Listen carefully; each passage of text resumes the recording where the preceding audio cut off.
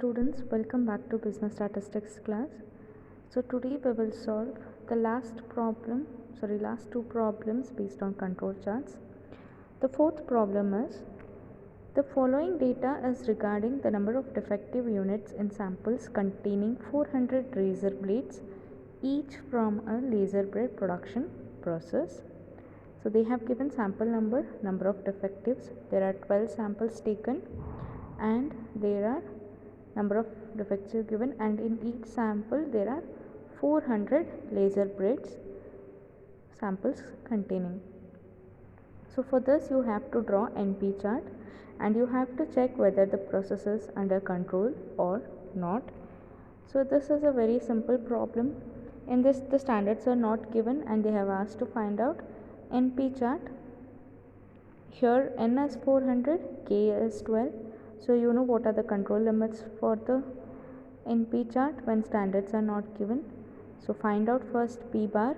Once you get P bar, you can find out N into P bar. Then you can find out Q bar, which is 1 minus P bar. Then you can calculate sigma, which is square root of N P bar Q bar. So once you get the terms, that is N P bar and N P bar Q bar, the square root of N P bar Q bar, you can substitute in the control limits. So take the points such that it covers the range from 3. So here the lowest value is 3 till the highest value is 31. So you have to take range from 3 to 31.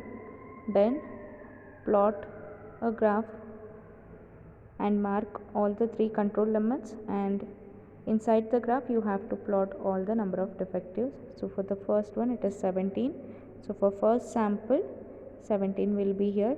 Similarly mark all these points, join them, see if all the points lie within the limits or not. Here one point is outside the limit, that is for the fourth sample. Hence we say that the process is not under control. So this is very simple. They can ask such problems for 5 marks. The last problem is, in a textile mill at regular intervals, cloth is inspected for knitting defects. The results are recorded as below. So they have given sample numbers from 1 to 10. They have given defects per square meter. For this you have to find if on an average 0.7 defects are expected per square meter, draw C chart and interpret. The second sub question is, in the absence of given standard, analyze using C chart. So here in the first sub question they have given the standard, that is average. What is average? It is mean. So what is mean? It is 0.7 defects per square meter. So in C chart what are the control limits? So for C chart the control limits are lambda dash, because it follows a Poisson distribution. For Poisson distribution, mean is sigma and standard deviation is square root of sigma. When standards are given you have to use this table. So they have given this sigma dash directly. When standards are not given you have to use this column, wherein C bar is summation C by K. So very simple again. First, because standards are given, that is lambda dash is 0.7, we can write the control charts easily. So it is central limit is lambda dash itself, so it is 0.7. Lower control limit is lambda dash minus 3 times of square root of lambda dash. Find square root of 0.7, multiply with 3. Whatever answer you will get, subtract 0.7 from that answer. You will get it as minus 1.81. So we are taking it 0 because defects cannot be in negative. To get the upper control limit, again find square root of 0.7, multiply with 3 and add with 0.7. You will get 3.21. So again plotting the chart is same. Take scale such that you cover all the points, that is from 0 till the highest value is 0.7, not 0.7, 4 is the highest value. So you have to include scale such that 0 to 4, and you can take for this 2 centimeters equal to 1 meter, 1 per square meter.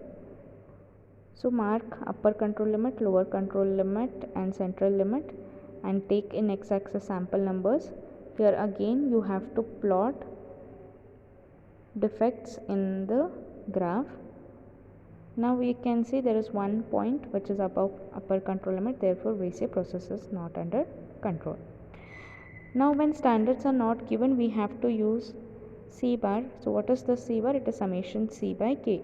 So this is your summation C. When you add this, you will get your summation C. So it is 3, 4, 5, 9, 10 and 13. So sigma C is 13, K is 10. So C bar is 1.3. Once you get this, then you can find out the control limits. Take square root of 1.3, multiply with 3 and subtract with 1.3. You will get it as again negative value, so take it as 0 and plot the graph. Here all the points lie within the limit, therefore we say the process is under control limit when standards are not given. So with this we have completed third chapter, that is control charts. So I'll quickly revise what are the important things in this. One is the definition, what is control charts, what are variation due to chance causes, due to assignable causes, what is product control, process control, advantages. So all these definitions are important. The next thing is you have to remember these tables for all the 4 charts when standards are given as well as when the standards are not given. And it is better if you can remember this table, that is when what is the values of the constants a, a2 and all, when sample size is 4 as well as sample is 5. In some cases in the question paper they will give these values, and in some question papers they will not. So it's better if you can memorize this table. Then these 6 points are also important to make the interpretation. Then coming to problems, it is very simple. Check what data is given, whether standards are given or not. See what type of chart is asked to prepare, and then based on whether standards are not given or it is given, you can find the control limits, plot it in the graph, plot graph such that all the values are included, and then mark the points, join them and give the interpretation. So this is all about control limit. In the next class we will see questions from control limit in previous year question papers. We will discuss that and then move with the 4th unit, that is correlation and regression. Thank you.